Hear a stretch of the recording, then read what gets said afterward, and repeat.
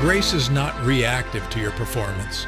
It is the initiative of a love that, having decided you are worth pursuing, declines to be talked out of it by your worst days. Our suffering is not evidence against us. You do not need to wait until the grief lifts, or the body cooperates, or the nation improves, or the darkness makes sense. The treasure is already in you. Thanks for joining us on Life Journeys, a podcast about thriving through the worst pain that life brings. With global initiatives threatening big changes to our way of life, we're going to need to activate Jesus' words about mountain-moving faith. Words That Work is the ongoing series on Life Journeys that is rooted in releasing revelational words of faith that will work every time and with everyone. It's about moving the mountains that keep us from the presence and goodness of God. It's about defining our life purpose and identity through encountering Him until we have the power to move the obstacles that are destroying our liberty and hope. There's a kind of darkness that does not announce itself. It simply arrives, settling in like a cold fog over a familiar landscape until the landmarks you once navigated by are no longer visible. You know the feeling. The body that once obeyed you now whispers of its own mortality. The nation you loved seems to be coming apart at the seams, like an old garment washed too many times. A relationship has frayed. A hope has quietly expired, and you find yourself sitting in the ruins of something that was, just a short while ago, whole, wondering not only what happened, but whether anything solid remains beneath your feet. I want to tell you something that took a very long time to learn, and that suffering alone, the kind no sermon can shortcut, finally taught me. The wreckage is not the end of the story. It is, in the most astonishing reversal imaginable, the very place where a deeper life begins. Paul the Apostle was a man who understood wreckage from the inside. His resume of suffering reads less like a testimony and more like a police report. Beaten with rods, stoned and left for dead, shipwrecked, imprisoned, perpetually hunted. He spent time chained to a Roman prison guard in what amounted to an active sewer beneath the streets of the capital city of the known world. And yet from that underground darkness, he wrote words that have outlasted every empire that tried to silence them.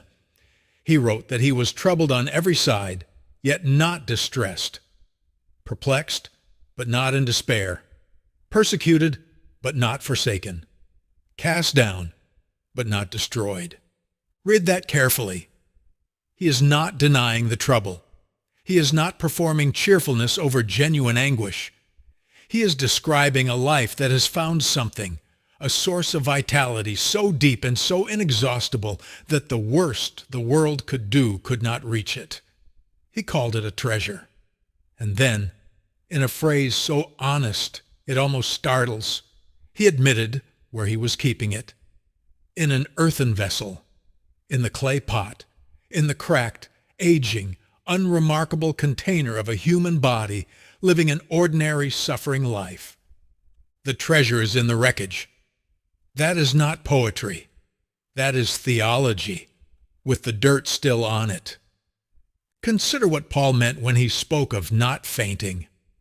To faint, in the original language, meant to grow utterly weak in the interior, to become spiritless, hollowed out, overcome with a weariness that is more than physical.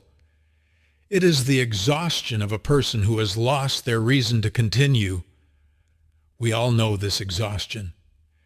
It is the particular weight of grief that is no longer about one event, but has become a kind of weather, a permanent low pressure that follows you from room to room.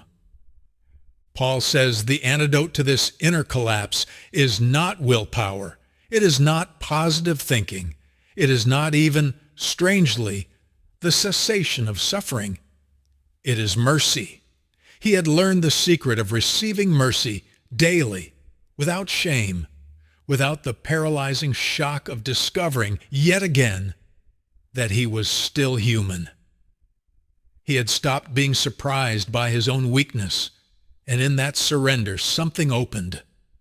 The life of God, which could not flow freely through the rigid pipes of a man still trying to prove himself, began to pour through the broken places. There is a startling grace in that image. The cracks are not the problem. They are the channels. Perhaps you are in the middle of a season that feels like it is only taking things away. Strength, maybe clarity, the life you had planned, the relationships you thought were permanent, the nation you believed in, the version of yourself you were most comfortable presenting to the world. And you are wondering, as we all do in the honest hours, whether faith is supposed to feel this empty. Here is what I have learned. Feelings are not the measure of faith. They never were. There are days when God's presence fills a room so powerfully that the air itself seems to change, when the hymns play and the tears come and the soul is lifted into something it can barely contain. Those days are real and they are gifts, but they are not the foundation.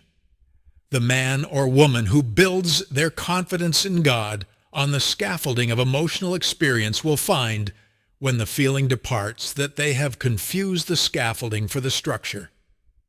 The structure is this: God commanded light to shine in the darkness of your heart, not into a heart that had first cleaned itself up, not into a soul that had earned the illumination.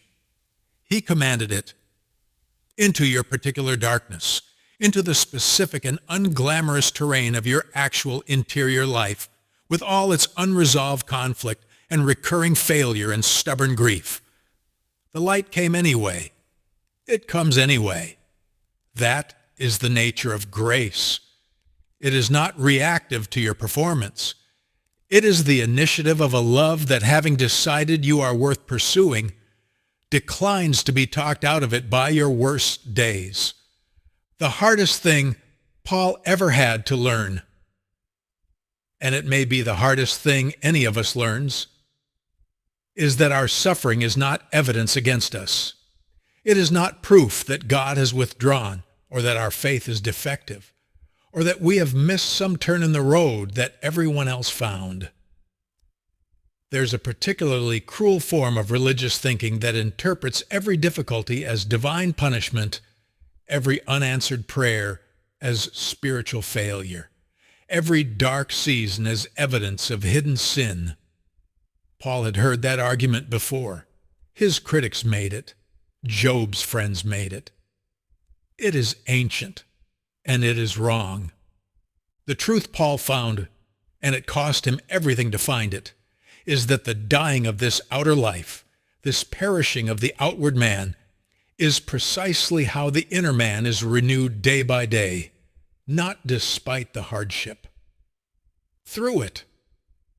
The pressure that threatens to crush you is the same pressure that is pressing something imperishable to the surface of your life. You're not being destroyed.